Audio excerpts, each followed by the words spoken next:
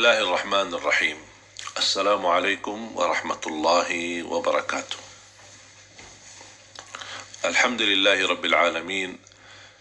Allahumma salli ala Sayyidina Muhammad wa ala ali Sayyidina Muhammad.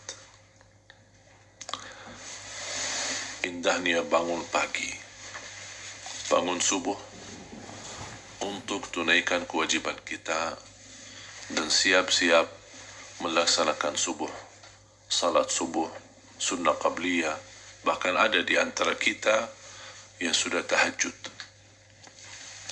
Indahnya bangun pagi disertai ridha Allah subhanahu wa ta'ala. Indahnya bangun subuh sudah mendapatkan keberkahan sepanjang hari-hari kita. Sudah diberikan oleh Allah subhanahu wa ta'ala karunia dan dilindungi oleh Allah dari segala bahaya. Indahnya bangun subuh. Subuh itu sangat berarti bagi umat Islam. Subuh itu sangat berharga bagi umat Islam. Bahkan ibadah di salat subuh disaksikan oleh malaika. Malaika hadir dari manapun, dari dimanapun kita melaksanakan salat subuhnya, semua malaika turun menghadiri salat subuh bersama kita.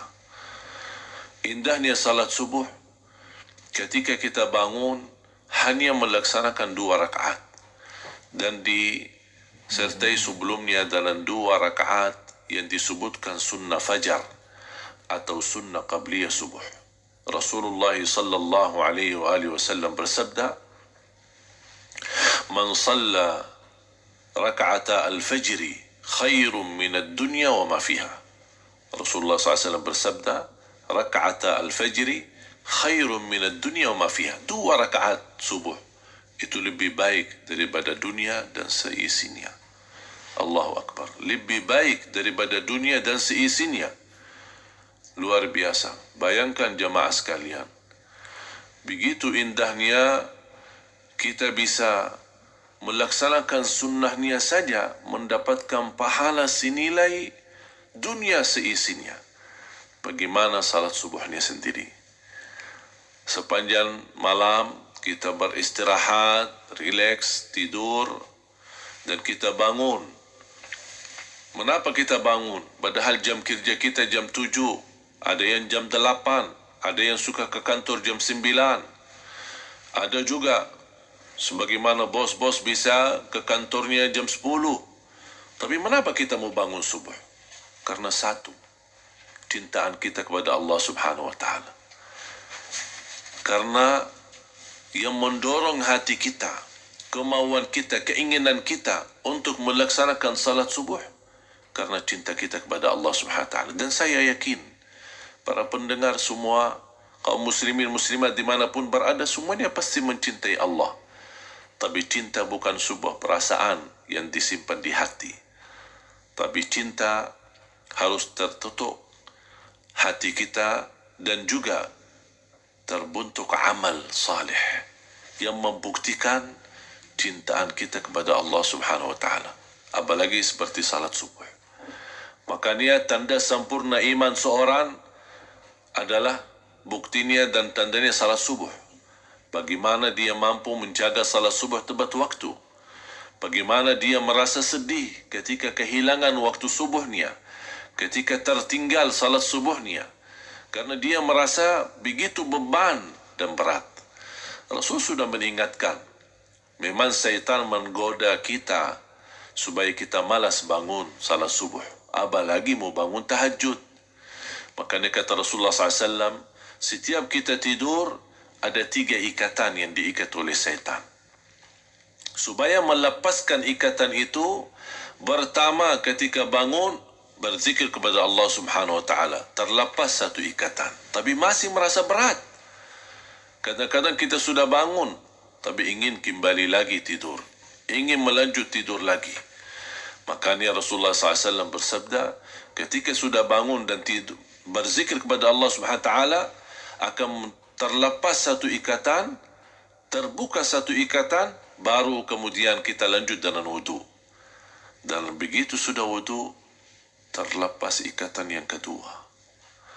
Begitu kita laksanakan salat, akan menjadi orang-orang yang semangat untuk menjalani sisa harinya dengan penuh keberkahan, penuh karunia dan penuh kenikmatan dan kebahagiaan.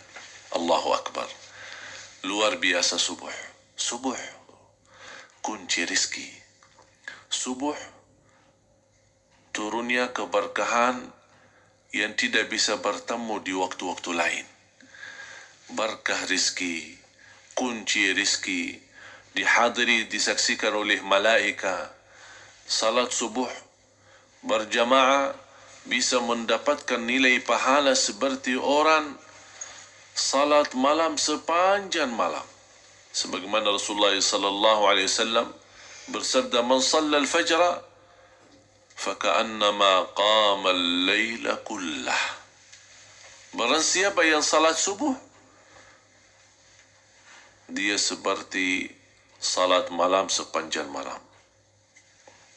Padahal sepanjang malam kita enak tidur. Hanya dengan nilai 2 rakaat salat subuh, kita mendapatkan kemuliaan ini. Menurut saya, miskin, kasihan.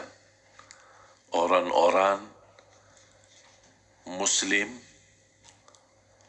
mencintai Allah dan Rasulnya, banyak kebaikan-kebaikan yang dia milikinya, banyak beramal salih, tapi sayang sekali orang itu tidak bisa melaksanakan salat subuh. Menurut saya itu miskin. Bagaimana cara kita mengangkat kemiskinan kita? Makanya kita ikuti cara Nabi Muhammad sallallahu alaihi wasallam.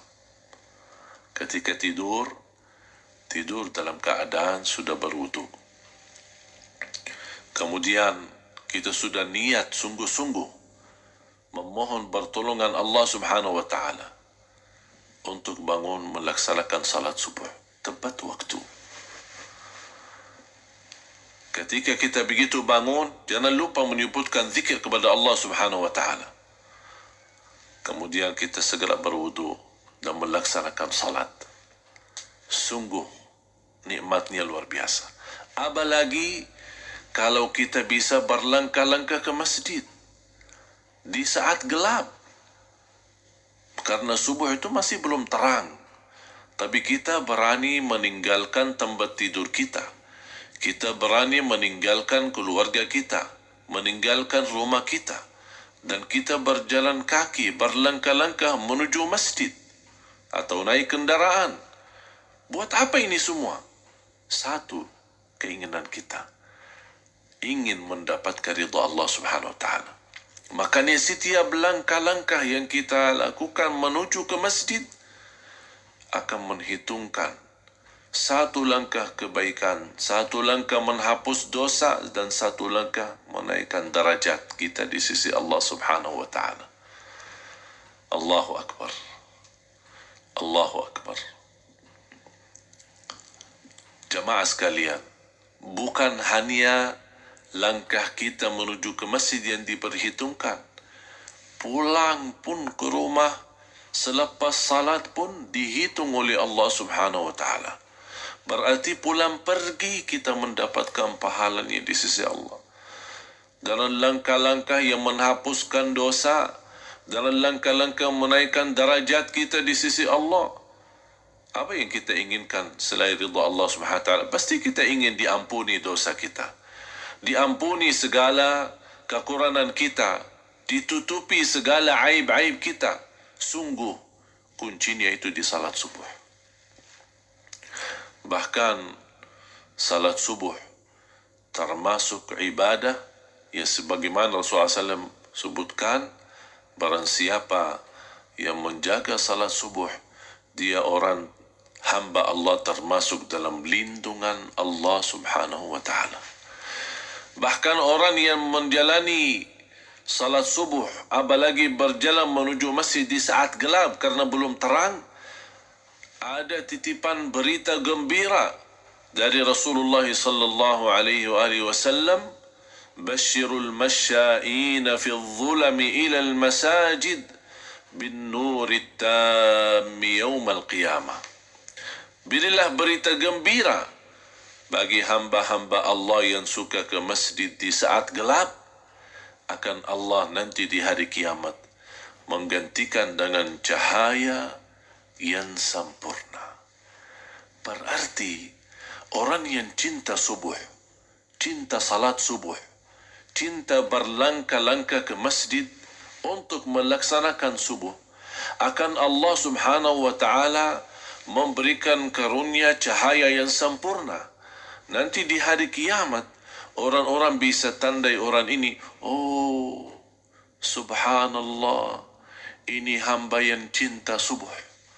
Dari mana mereka bisa tahu? Dari sinarnya cahaya.